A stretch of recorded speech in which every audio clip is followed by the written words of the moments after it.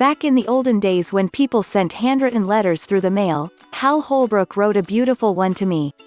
Actually, it wasn't all that long ago, February 23, 2004, to be exact. But Holbrook, who died late last month at age 95, was in every sense a gentleman of the old school, in manners, in love of performance, in devotion to his craft. My favorable review of Mark Twain Tonight.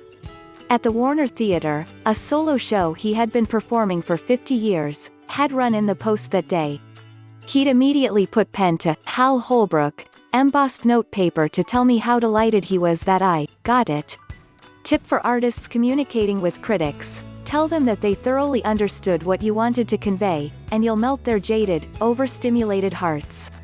I remember the first intelligent and insightful review I got as Twain 47 years ago, Holbrook wrote, in elegant cursive.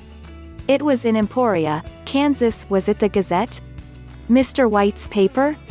He asked, referring to William Allen White, the influential Emporia newspaper editor of the mid-20th century. It was the first time someone wrote down what I was trying to do, and it meant the world to me because I knew then that I had something. It encouraged me to keep going and keep digging. I've done that.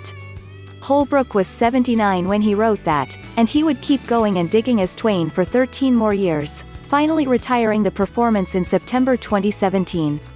It was announced Tuesday that he had died in Beverly Hills on January 23, when at last, he could put up his feet and share a cigar somewhere in the firmament with the great American novelist and raconteur who had been so good to him for almost his entire acting life.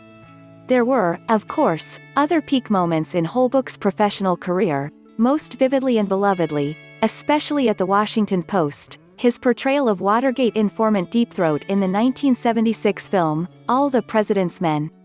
Holbrook raised lurking in shadowy corners of underground garages to a cinematic art. Remember the trace of gravel-voiced contempt he exuded as he spooned out morsels of damning info to Robert Redford's Bob Woodward?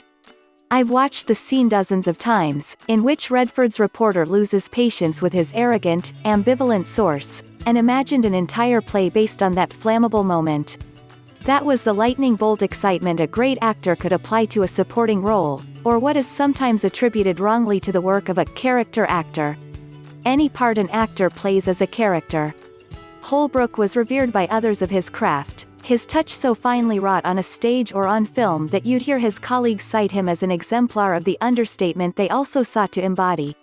Holbrook's patrician bearing and seamless technique allowed him, at earlier inflection points in the evolution of American entertainment, not only a distinguished career in the classics but also a certain utility man quality.